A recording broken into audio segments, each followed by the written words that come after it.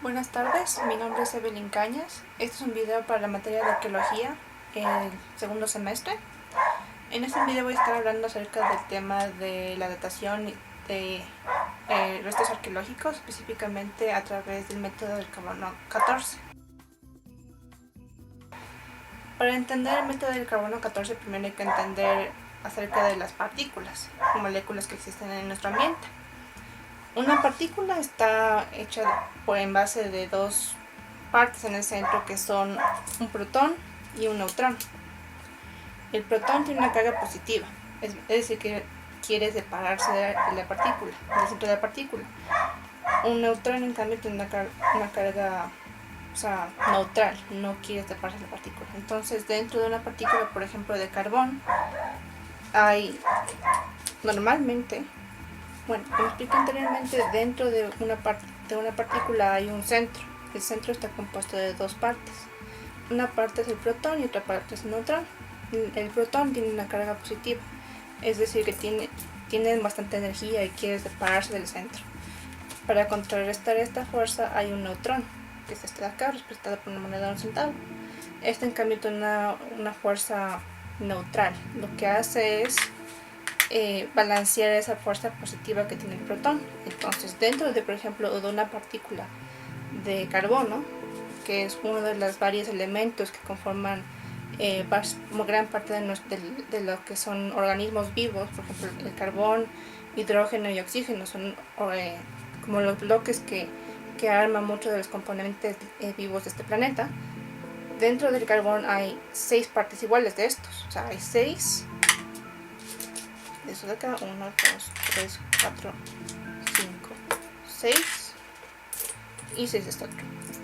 1, 2, 3, 4, 5 y 6. De tal manera que dentro de la partícula están balanceados. Esto es solamente la parte del interior de una partícula, especialmente en este caso un carbono normal, común y corriente, como el carbón que se utiliza para cocinar, parrilladas, cosas así.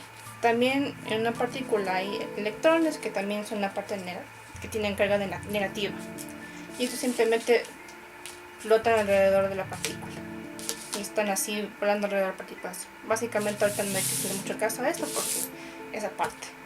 La parte principal que vamos a enfocarnos en el carbono 14 es lo que está dentro del centro de la partícula.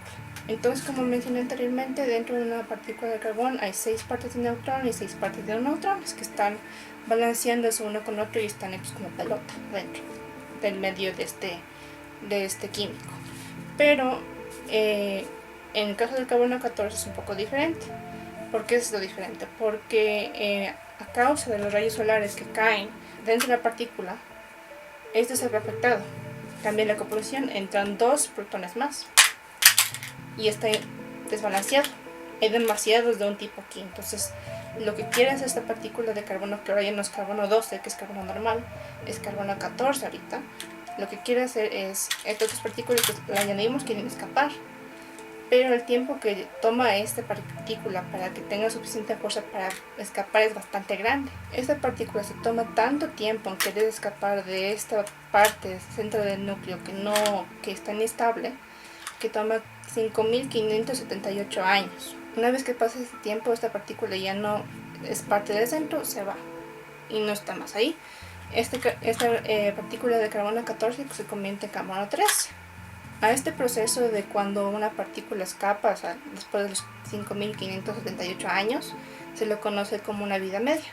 La vida media de algún objeto, de alguna molécula, se da cuando está inestable, igual que esta, cuando tiene demasiados protones o neutrones dentro de esta.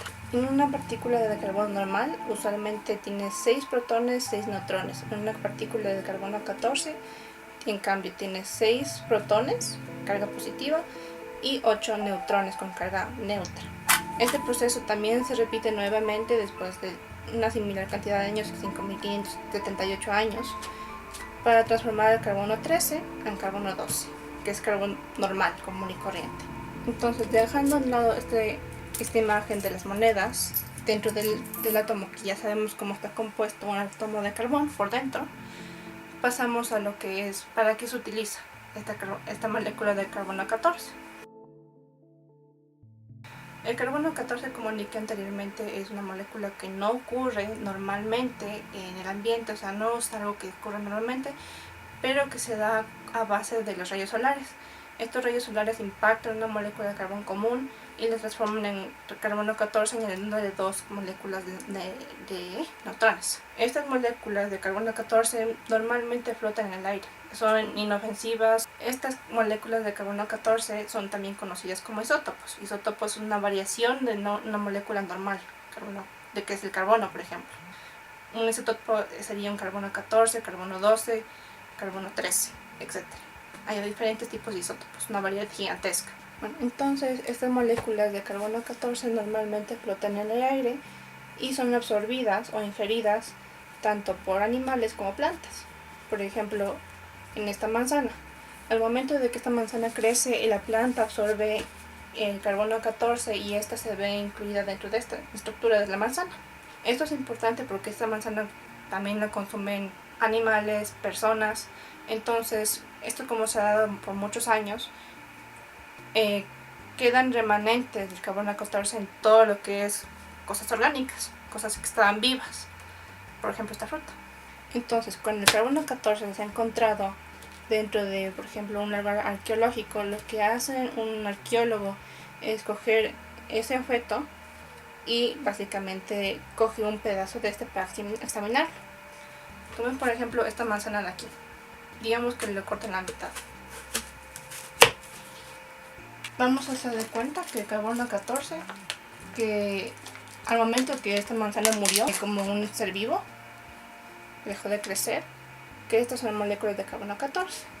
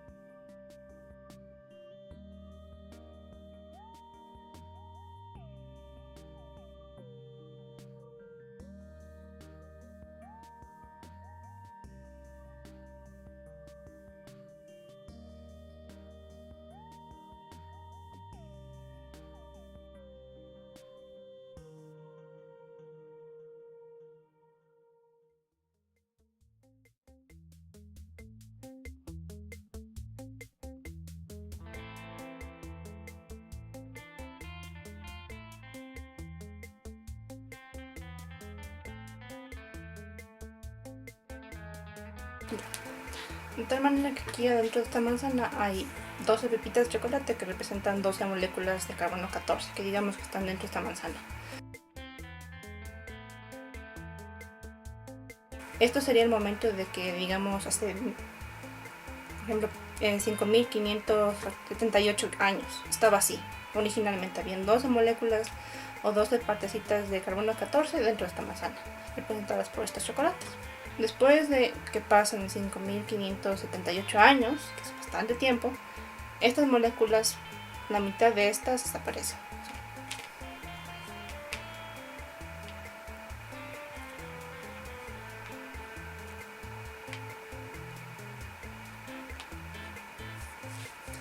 Ahora quedan solamente 6 moléculas de carbono 14.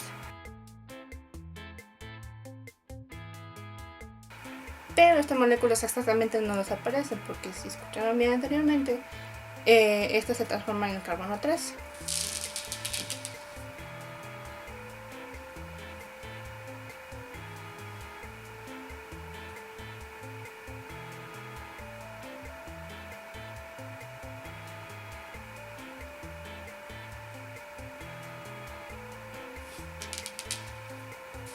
En este caso, las moléculas de carbono 13 son representadas por las pepitas de colores.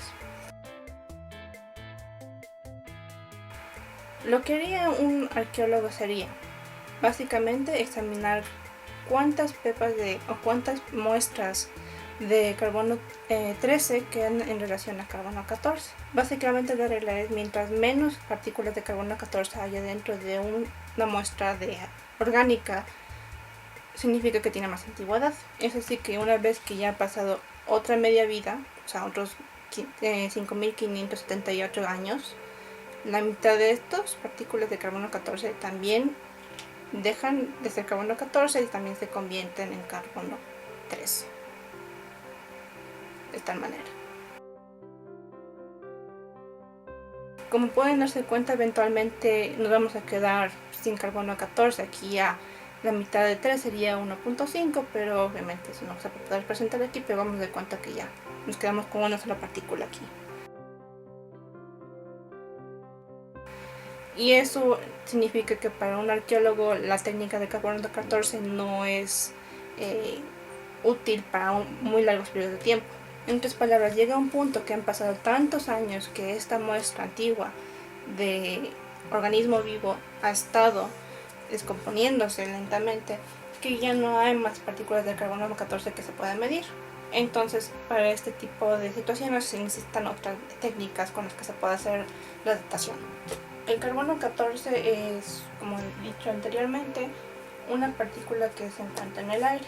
Usualmente un ser vivo, esas partículas usualmente son encontradas dentro de cosas como plantas, frutas, que son consumidas por animales.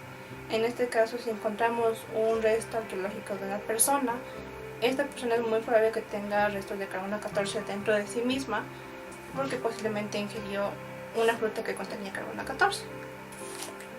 Lo que hay que tomar en cuenta es que el carbono 14, una vez que ingresa a un ser vivo, una planta, una fruta o una persona, y este organismo cesa de vivir, o sea, deja de vivir y muere, el carbono 14 ya no sigue siendo absorbido por el cuerpo. Y este empieza a degenerarse, empieza a destruirse y convertirse con el paso del tiempo en carbono 13. Por eso es que esta técnica es utilizada por arqueólogos que encuentran restos orgánicos, o sea, restos que estaban vivos en ese tiempo, ya que estos cuando dejaron de vivir, contenían una gran cantidad de carbono 14 en su organismo, pero una vez que ya fallecieron o que dejaron de vivir, lentamente y gradualmente se empezaron a generar este proceso de descomposición o de media vida. Este descubrimiento de la técnica del carbono 14 fue algo revolucionario para lo que fue la arqueología. En 1940, el bioquímico canadiense Martin Kamen y el científico estadounidense Sam Rubin estuvieron realizando trabajos de investigación con isótopos y radioactividad en la Universidad de California de Berkeley. Es aquí donde encontraron este isótopo importante, y al notar que hubo este cambio entre las partículas de un carbono 14 a carbono 13 y carbono 12, se dieron cuenta que siendo encontrado naturalmente en objetos vivos, podría ser utilizado para la datación de restos arqueológicos. Actualmente es una de las técnicas más utilizadas que se aplica en estudio de restos de momificados, restos orgánicos como son plantas, semillas, frutas, vegetación, textiles, cualquier cosa que esté hecha a base de material orgánico que haya estado vivo en algún momento puede ser examinado por medio de esta técnica. Sin embargo, uno de los problemas que está afectando actualmente a la datación de carbono 14 para su uso a futuro es que en la actualidad estamos utilizando bastantes hidrocarburos, o es decir, combustibles fósiles para nuestras actividades diarias.